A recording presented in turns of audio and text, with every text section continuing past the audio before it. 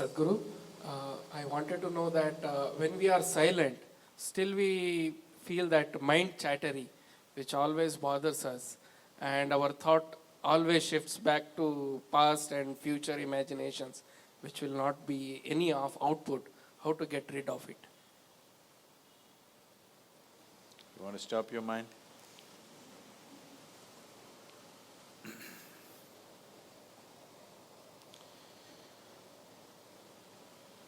A whole lot of thought about this thoughtlessness. Thoughtlessness, no mind, these kinds of terms have been propagated all over the place, and these terms have been badly misunderstood and made into all kinds of things, and people are striving how to stop my mind. It took millions of years of evolution to get a mind of this kind of capability, isn't it? Millions of years of tremendous amount of nature's work that today you have a mind of this kind of scope. And now you want to stop it. Why is it that you want to stop it? If your mind was constantly producing absolute pleasantness for you, would you think how to stop this mind? Would you? No. It's producing a lot of unpleasantness. That's why you're thinking of how to stop the mind. This is the first thing, wherever you go in the world, this has gone so much into people's mind. If you tell them you meditate, they say, "But Sadhguru, I'm not able to stop my mind." I said, that will happen only after you stop your kidneys, liver, heart. You stop all these things, then the mind will also stop. Do you want it to stop? No. Then why do you want the mind to stop? Why do you have such a horrible prejudice against the mind? You don't mind if your heart is beating, you can meditate. You don't mind if your liver is working, you can meditate. Your kidneys are functioning, you can meditate. If your brain functions, you can't meditate, what is the problem? You seem to have something against intelligence, isn't it? This is the conspiracy of the stupid against human intelligence, that to meditate means your brain must be frozen. No. You don't have to freeze your brain. We were looking at this yesterday itself. We will initiate you into Shambhavi. It's a simple process. There are many ways to do it. This is one simple way. But it's a powerful process. If you sit here, you will see your body is here, your mind is somewhere, who you are is somewhere else. Once there is a space between you and the mind, then what the mind is not doing, what the mind is doing is not even an issue. It is like you're stuck in the traffic jam. You're struggling through the traffic. That's one experience. Suppose you're either standing on Chamundi Hill or you're floating in a hot air balloon and look down at all the traffic.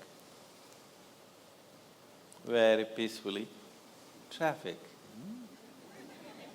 Why? There's a distance, isn't it? When you're in it, traffic is a different experience. From really high up there, sitting in a hot air balloon, you look down, you can't even hear the sounds. Looks wonderful, traffic, isn't it? Yes or no? Because there's a distance. So once there's a distance between you and your mind's activity, mind is not a problem. Mind is a miracle, it is not a problem. And anyway, if thoughts are going continuously, if you're having a mental diarrhea, obviously you ate some bad food, isn't it? Yes.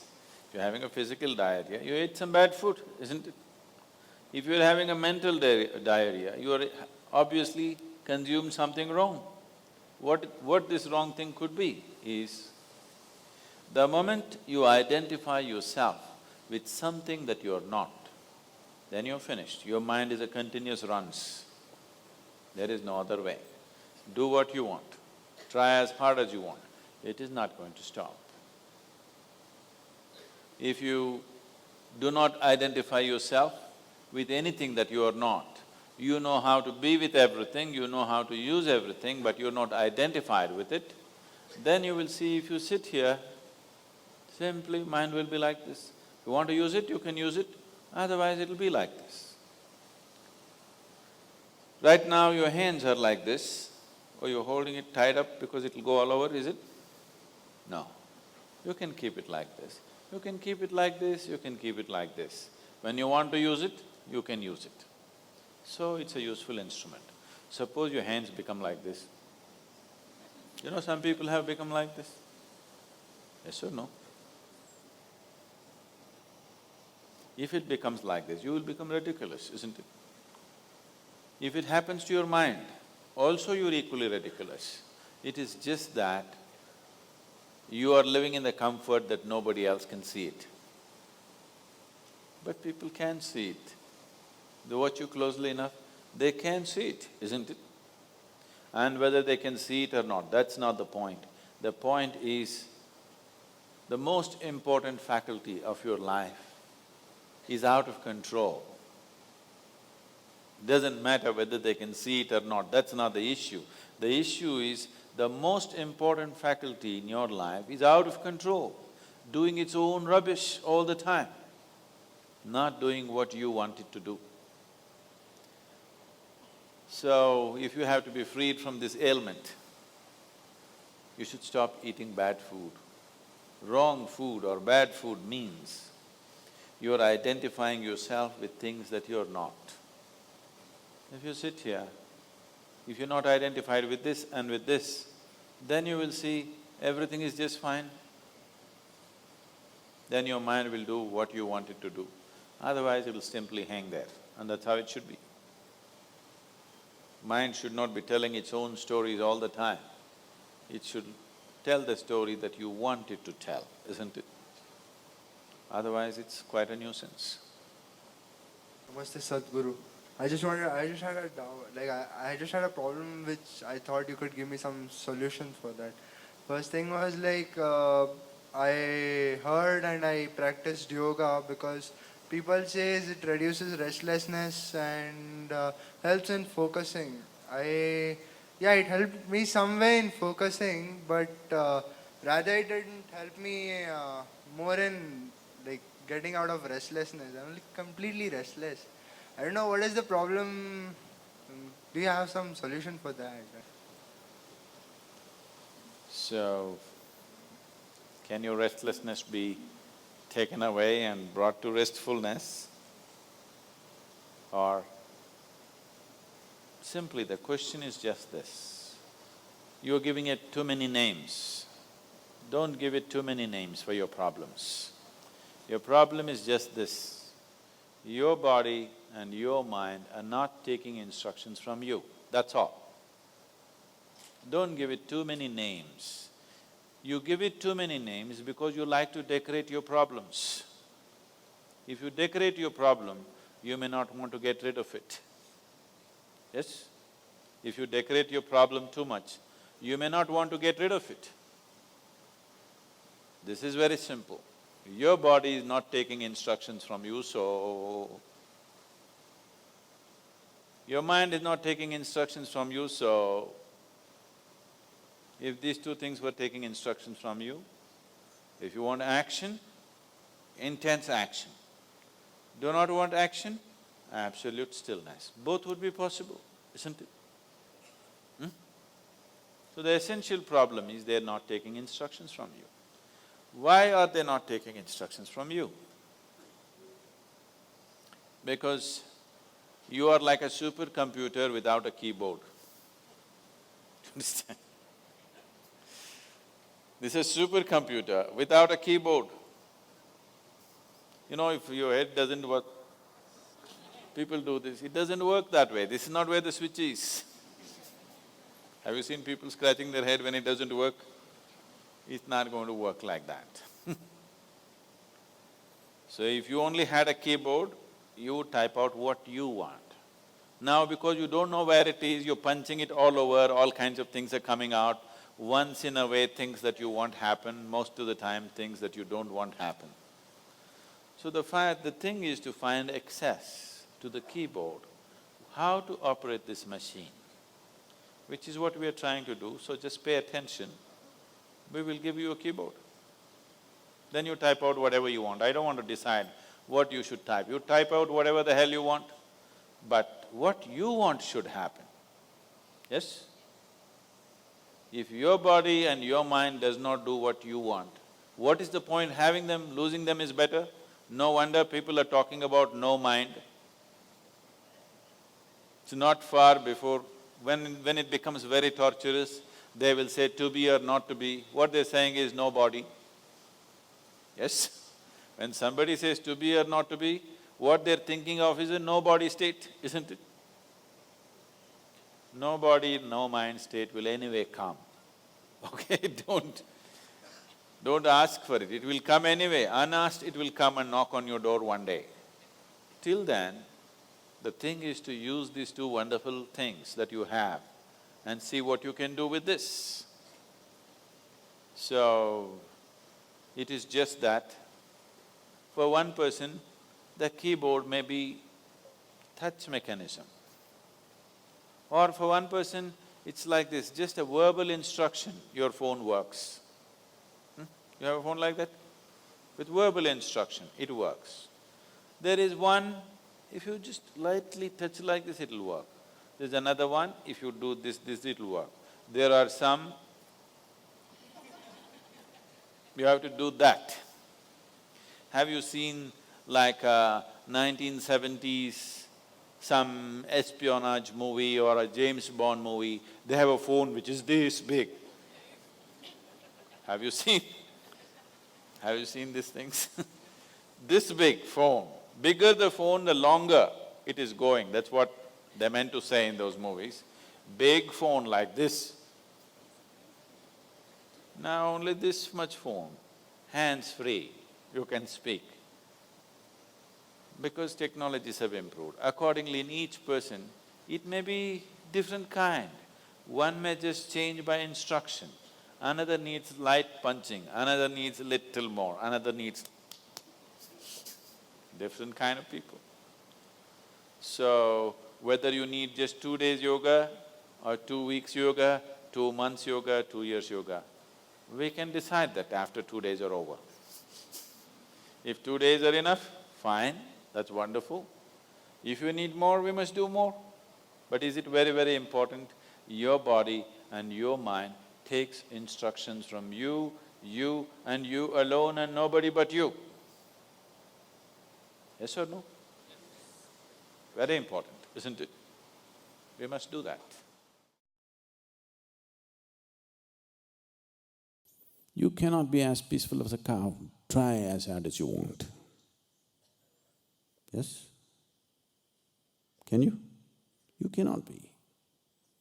You may manage it, you eat, they're not serving today, but I think there's a restaurant open.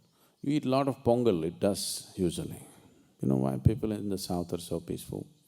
You eat a lot of pongal. Very peaceful.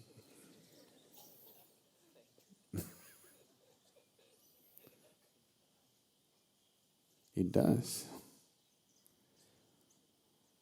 So, people have tried excessive eating, intoxicants, excessive indulgence in pleasures.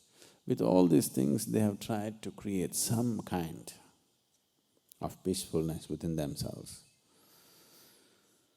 You thought you got there, but next moment you know you're not there. Any number of times it's deceived you, isn't it? Yes? One Saturday evening, your whole family met, all of you had a wonderful dinner, you thought this is the height of the world. Everything is so wonderful, magical. Tomorrow morning you see,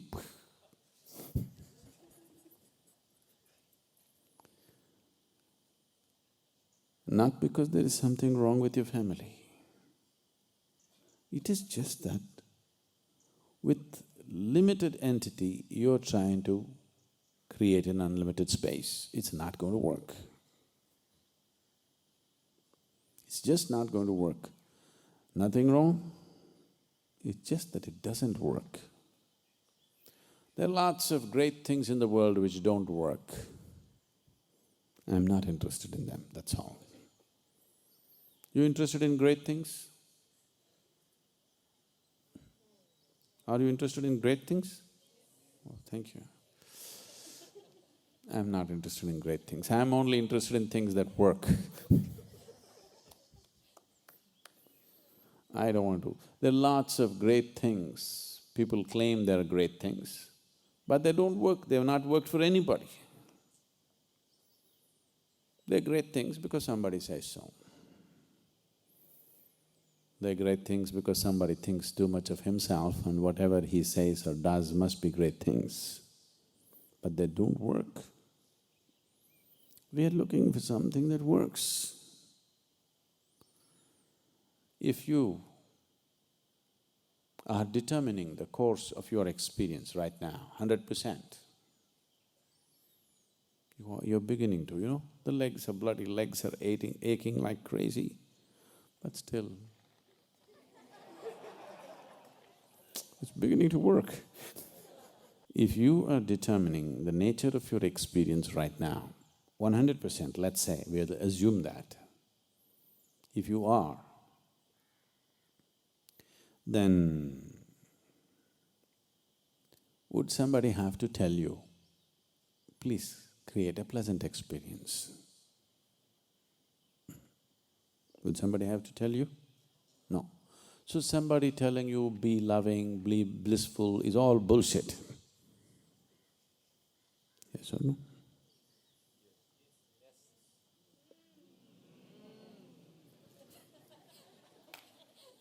Because nobody needs to tell you, be pleasant. The problem is you're not able to determine the nature of your experience, isn't it? Yes? The problem is you're unable to determine the nature of your experience for whatever reasons. If you could determine the nature of your experience, nobody has to tell you, be blissful, be loving, be happy, be this. This is all coming from, patchy ideas about life. You see somebody fighting, you say be loving. You see somebody unhappy, you say blissful. It's most insulting. When somebody is in a great state of unhappiness, going and telling be blissful is most insulting, isn't it? No? But these are all the great teachings on this planet, which have been on for centuries. These are all great things that have never worked. So, we are only seeing how to determine the nature of your experience. If you take charge of what causes experience within you, if you are in charge of that, I'm 100% sure you will make it very pleasant for yourself. And I'm also sure, if you are feeling very pleasant within yourself, you would be naturally pleasant to everybody around yourself. Unfortunately, people have taken it upon themselves to confuse the humanity so badly about their own nature. See, it's very simple. It doesn't take any damn scripture or a guru to tell you this. It's very simple. Whatever the nature of your experience, it's happening within you. Is it so? You don't need some great yoga or a scripture or a guru or a stone that falls from heaven to tell you this. If the nature of your experience, whatever is the nature of your experience, whether it is fear, anger, love, hatred, ecstasy, agony, everything is happening from within you, it would be very natural for human beings to look and see how to make it into a most pleasant experience, isn't it? If you had not freaked them, God loves you from up there. If you had not exported love to heaven, lot of human beings would have been very loving human beings. But now we have exported it out there, you have to import it. For importing it, you need permit. And there are agents here who don't give those permits so easily. It's not coming across because all the love has gone to heaven. How to get it now? Here there's a priest standing here with a permit. He won't give it to you. Whether you want to experience blissfulness, whether you want to experience love, whether you want to experience ecstasy, whatever states of pleasantness human beings have known have come from within them. Is that so? So, there is no need to apply for any permit from anywhere. You just have to become willing to explore what this is, to bring this to the most pleasant state. Not because it's a virtue. Love is not a virtue. Bliss is not a virtue. To be pleasant is not a virtue. It's just that is the way you long to be, isn't it? It is not that if you're loving, you'll go to heaven. It is not that if you're ecstatic, you'll go to heaven. It is just that if you're loving and ecstatic, you don't need a damn heaven. People who've made a hell out of themselves want to go to heaven. People who've made a heaven out of themselves, where do they want to go? Wherever the hell they go, they don't care. So, it's very, very important. If you want to ensure… Is the volume correct? If you want to ensure that the sounds that this one produces is good, the more you know about this whole mechanism, the better sound you produce, isn't it so? Sometimes by chance it may happen, that's different.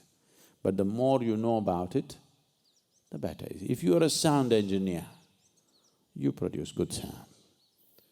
So if you are an inner engineer, then you make this the way you want. That's all it takes. It doesn't need anything.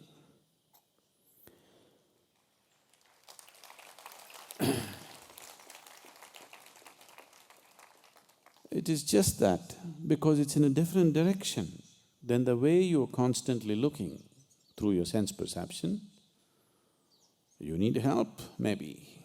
Not necessarily, but generally, yes. You need a certain amount of help, but that's all. Grace is just that help, that it creates a conducive atmosphere to slip in. If any machinery has to perform well, people have started using these words everywhere these days. You need lubricants, some lubricant. Try to… whatever the great car you have, try to run it without oil. Not 10 minutes, it'll be ruined, isn't it? It's the lubricant which is keeping it going. All this great machinery, without that little bit of that thin film of lubricant, it's all destroyed in no time. Grace is just that little lubricant so that things happen smoothly. Now they've started calling it liquid engineering. Everybody started doing it. It's appropriate. Takes liquid engineering. So, this takes little engineering. Grace is just a lubricant. Without the lubricant, if you try to work, the friction, just the friction of life has destroyed too many human beings, isn't it?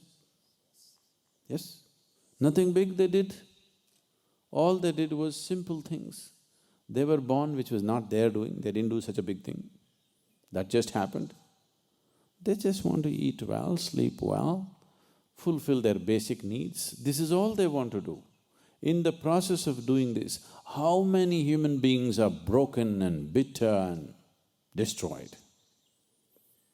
Because no lubricant. Nothing wrong with them. They're trying to work their engines without a lubricant. That's all it is.